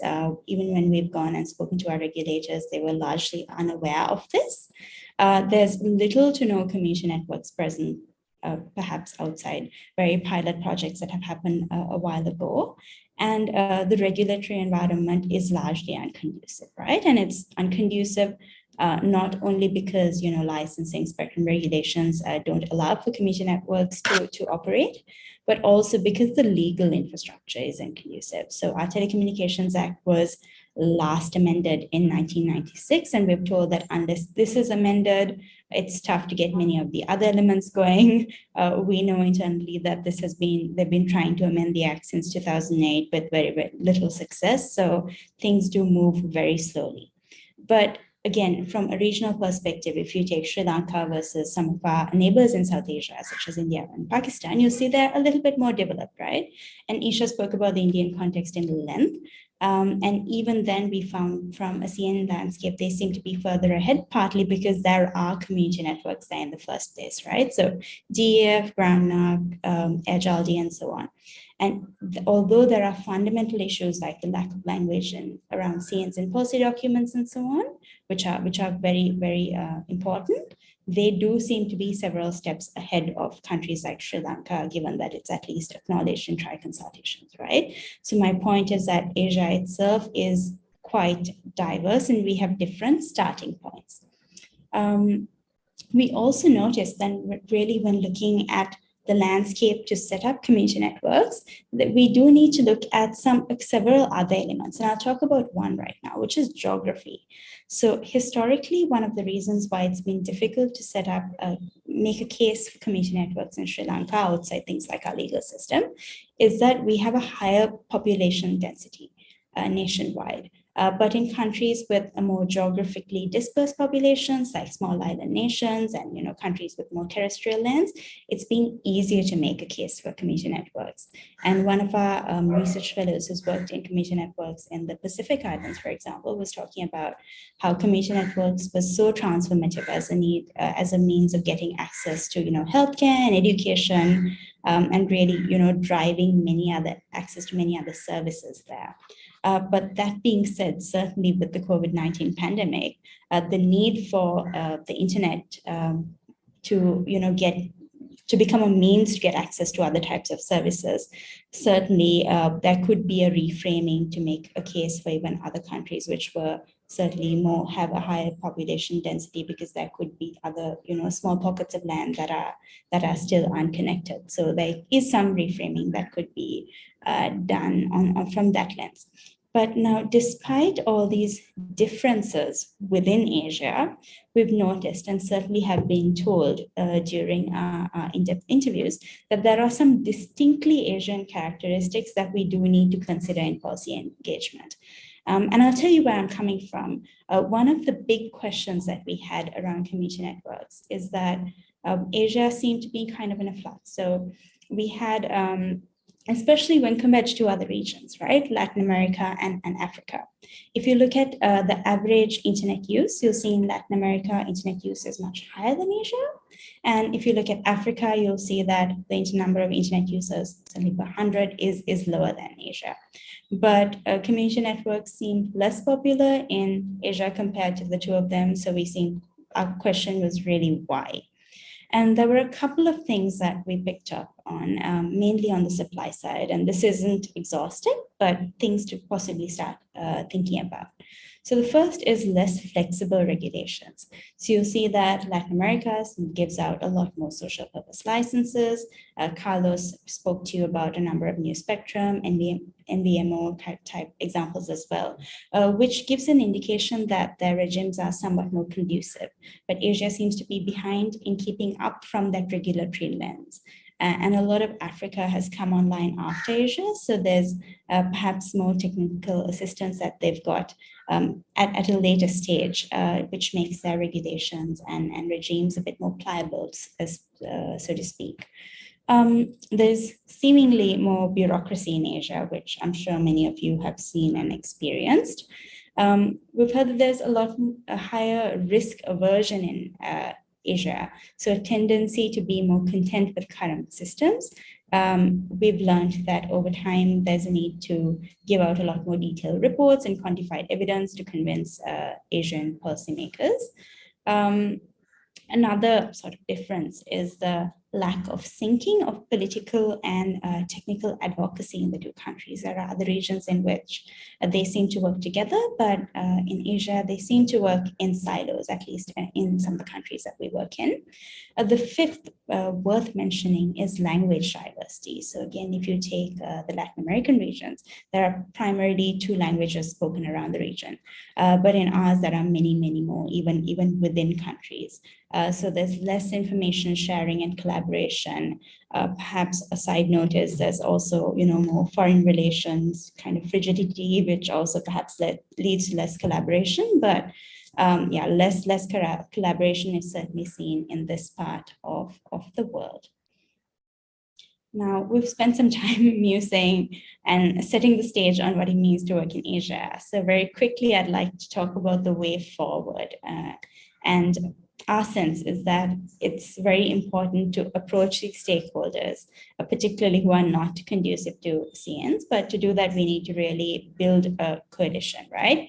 This could mean asking other governments who have successful regimes to share their experiences, because what we've heard is that governments, particularly regulators like, peer learning, this could mean convening experts who have worked in this country or similar spaces to share their views.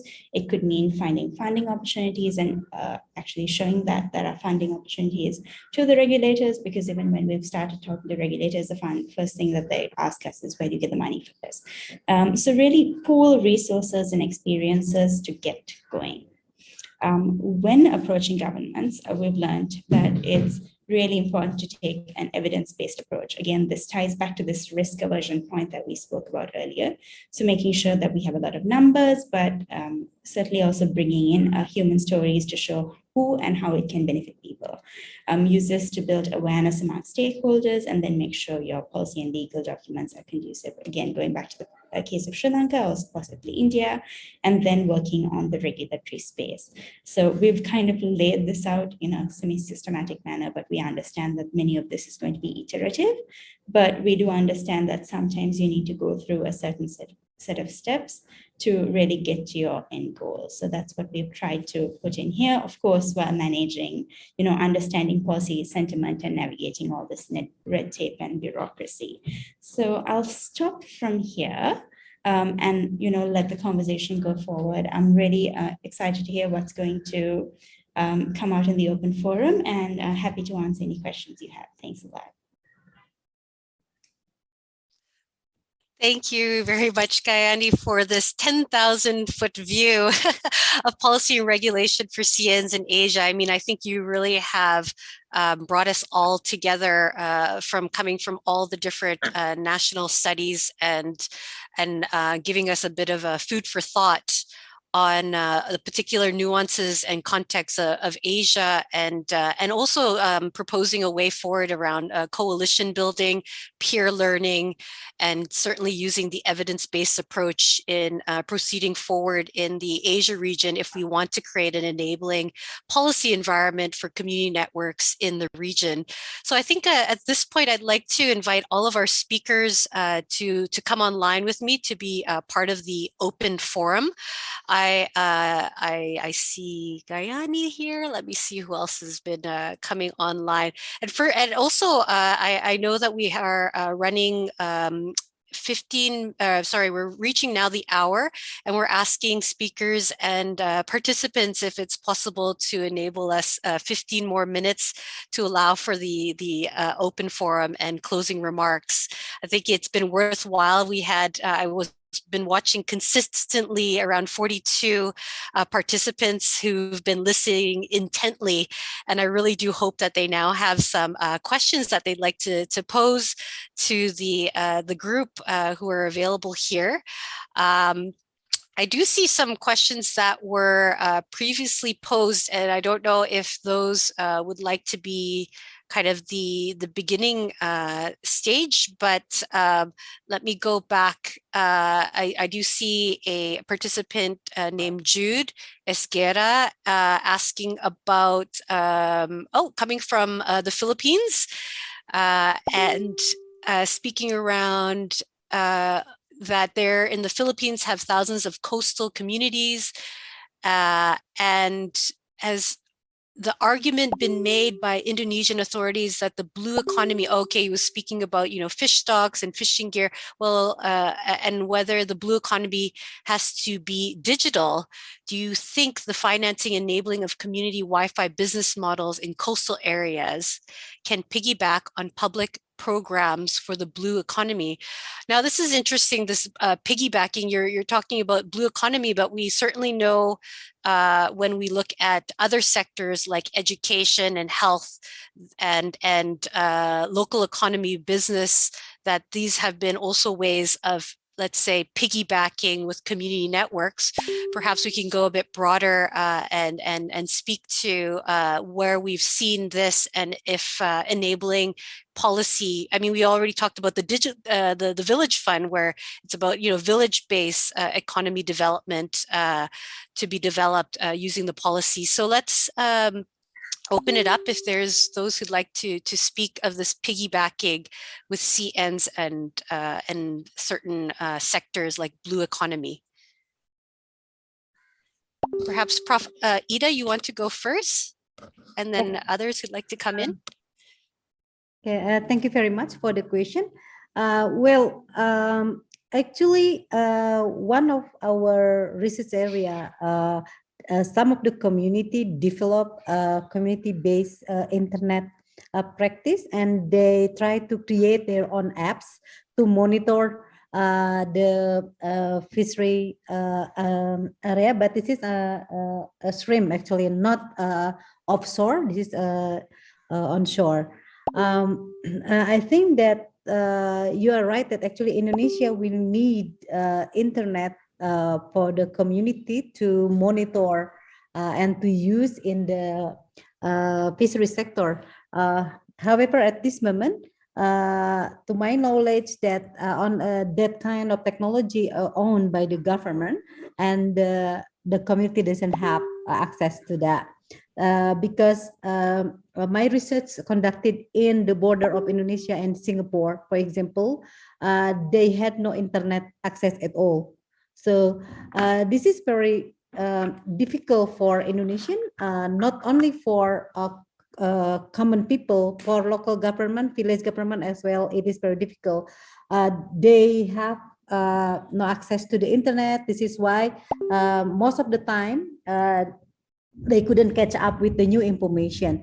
But I think you are right that actually the argument on blue economy could be, we can explore that for more, because Indonesia actually want to move to more sustainable economy, even in the village level.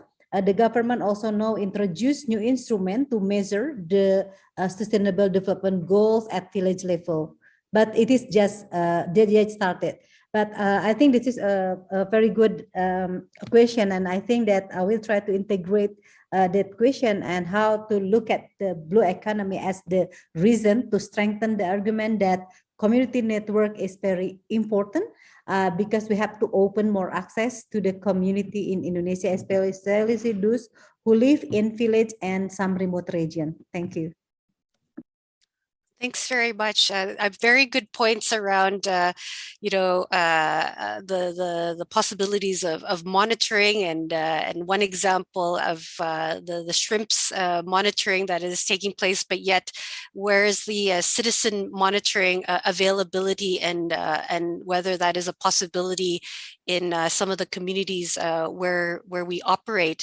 Perhaps there's others who'd like to come in around not only blue economy sector, but piggybacking CNs with other sector initiatives that is possible as entry points.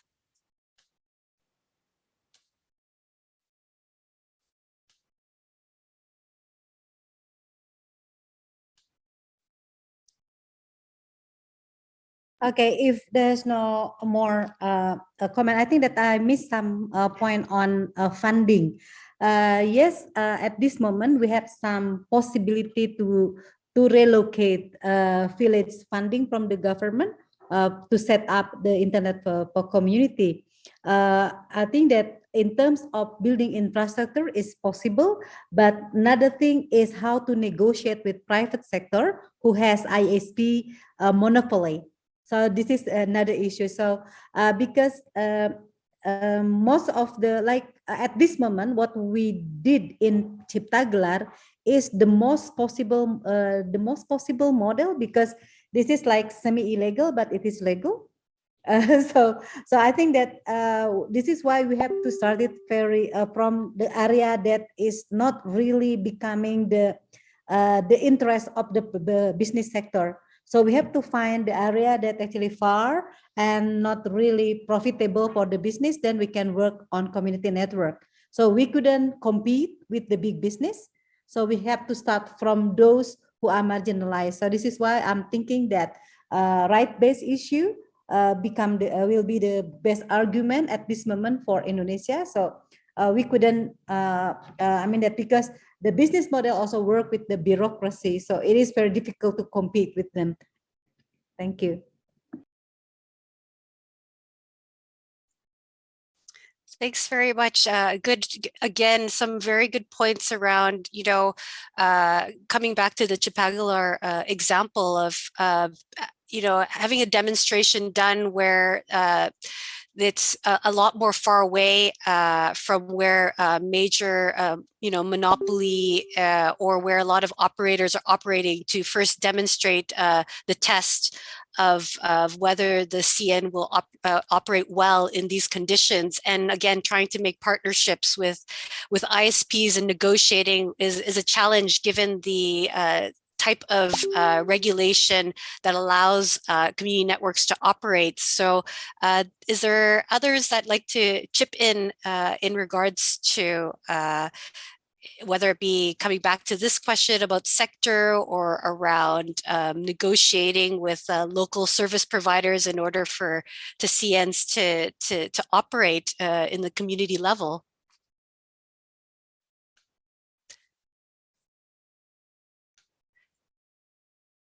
I think I'm gonna call out, if it's okay, Carlos, because I see his thinking hand there, and he always has some interesting thoughts to this regard. And I see that also take a look. There's a few more questions I'd like to scroll up to, so let me head over to Carlos for some thoughts, and then scroll up so I could find the other questions that have been posed. Hi. So I can give a proper answer. Can you please summarize the question again, so I go to the point? I mean, I think we're still talking about kind of this one around community networks kind of piggybacking with other sectors. So the one participant spoke about the blue sector. Is there possibilities of piggybacking with other sectors? I'd mentioned education with community networks, healthcare with community networks, some of their possible, regulations that, because you're piggybacking with, like, say, education, that it could become more conducive in getting the results of policy that you're looking for. And the other was around allocation of funding. In the case that was discussed was around whether maybe, finding ways to use current funding mechanisms to bring the community network through. Maybe other sectors would be able to provide similar conditions. Yeah, thanks. Sorry. And I was thinking about that, but just wanted to be clear. So when I was talking about public support for community networks from other departments, a big component comes from innovation and comes from science and industry, or science and technology. I think there are a lot of work to be done there because of the innovative way of dealing with a problem that the market hasn't been able to deal with, right? So there has been support in South Africa, in Mexico, in other countries that come from that innovation flavor, maybe through, as I said, the Department of Science and Technology, Science and Innovation, wherever it is in your country, could be an interesting one. I think Ida was talking about rural development and small businesses.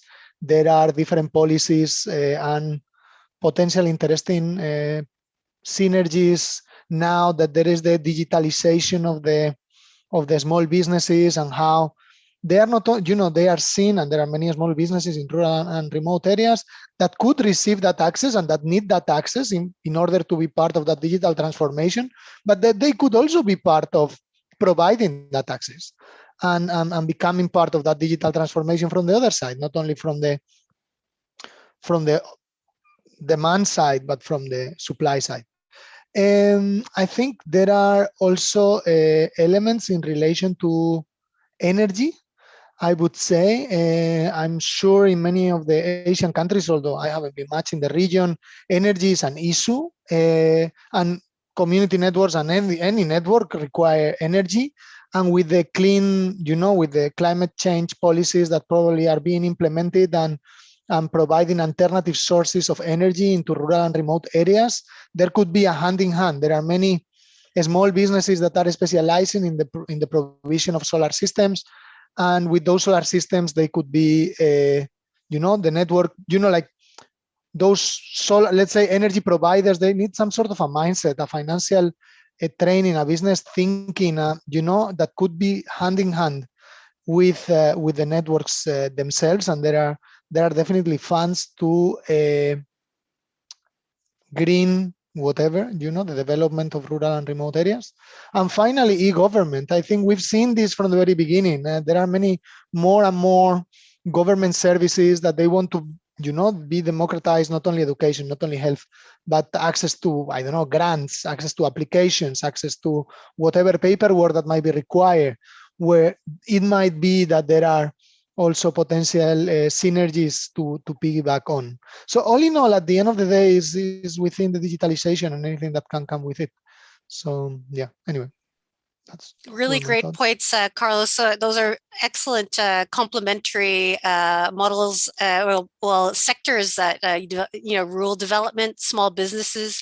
I know South Africa also has a Ministry of Small Businesses, digital transformation sectors like solar energy, energy provider, alternative energy provision, e-government, as we've seen in a couple of community networks where they try to enable e-government services, grants, for the rural areas, and use the community network as that entry point for that.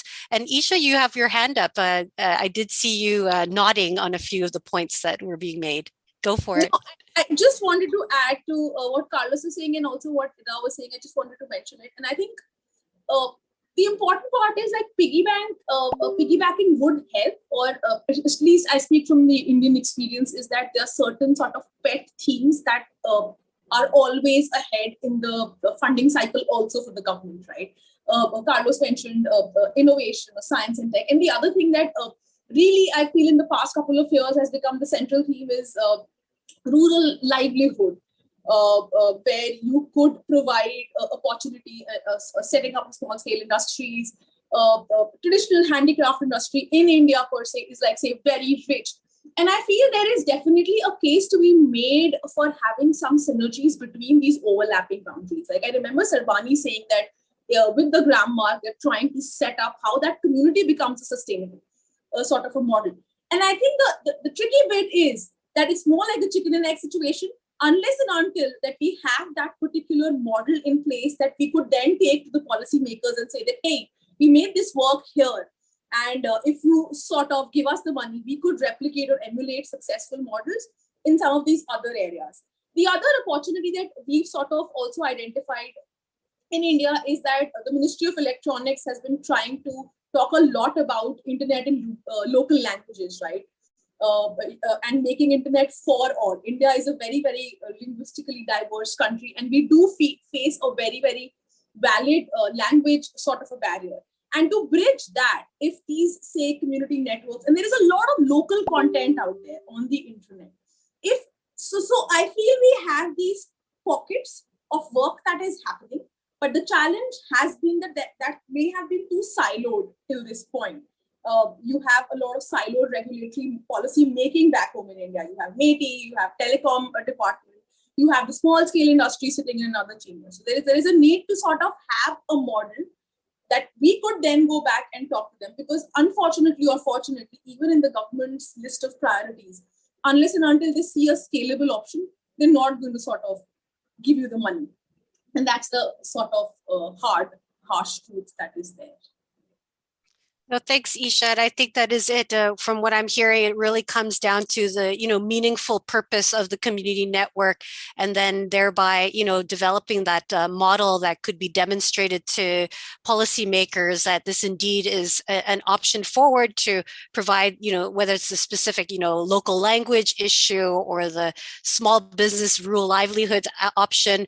It is to provide that case that that can be shown as evidence of the success of community networks, and thereby using that case to drive further policy that enables community networks to thrive. So I think we are reaching now beyond the hour, and I do appreciate some of the questions coming through.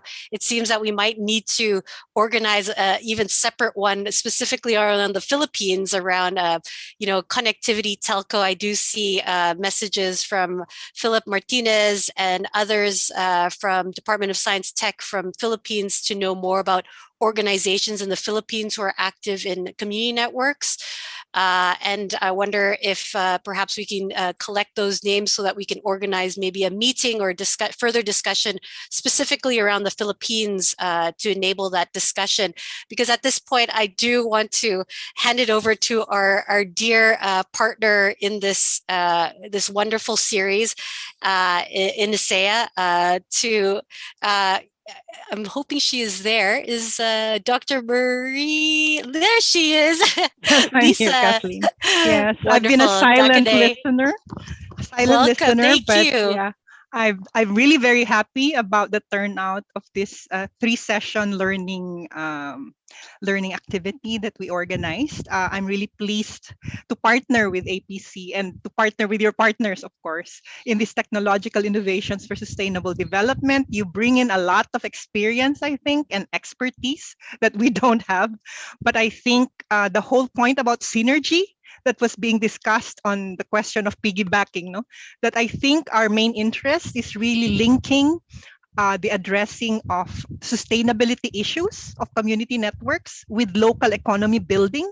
And I think that is the strength that the social enterprise sector's interest in working with community network practitioners and enablers is, I think, together, we're hoping that we would be able to address these synergies. And in relation to that, I'd like to, of course, thank the speakers, Carlos, Isha, Professor Ida, Professor Tariq, and Gayani for the wonderful presentations. I've learned a lot. I'm still learning a lot about community networks, but also that we will be uploading the learning sessions. No, if you know of friends and people who are interested to actually access the learning sessions, we will be uploading them in the website of the Technological Innovations for Sustainable Development platform. And I'd like to just end by inviting everyone to act on what we have been learning on this in these 3 learning sessions. No, we have a Technological Innovations for Sustainable Development platform, and that's meant to be a learning platform. It's meant to be an advocacy platform. It's meant to project collective impact, and it's meant to do resource mobilization so that we can actually bring technological innovations for sustainable development to become more responsive to the needs of poverty and marginalized sectors. And community networks are our focus in this platform. So I hope that you are, those of you who are here who are interested to bring this to action will come to join us as members of the platform. It's open for membership. I see some of our social enterprise colleagues here, and I hope that you can enlist to become members of the platform. Second, I think the policy work needs to be brought forward, and those of you who are interested in policy work for the platform, please also enlist for that. And lastly, in terms of the learning community among and between social enterprises and community network practitioners and enablers, we're hoping that we could continue these learning sessions with you. So thank you very much for a very fruitful set of learning sessions, and we look forward to working more closely with APC and its partners in Technological Innovations for Sustainable Development platform. And we hope that those of you who joined us this afternoon can become active stakeholders of that platform. Thank you very much. Back to you, Kathleen. Thanks so much, Lisa. I mean, really, we are very pleased to be part of this learning platform. I definitely believe that it is a way to keep the discussion going, so that it's not just reduced to only these 3 learning sessions, but for the conversation to continue, and particularly in the Asia region. I think this is going to be an opportune moment to keep the learning going. So I think on that note, I'd like to thank again our partners ISEA for helping us to set up this fantastic series, 3 series, and for us to be able to partner together with these wonderful speakers to learn more about community networks in Asia. And at this note, I wish you all good afternoon and good evening. Some of you still good morning. Have a wonderful day. And thank you to the ISEA Comms team as well, Gomer, Bads, and all in the background who've been supporting us throughout the series. Thank you so much.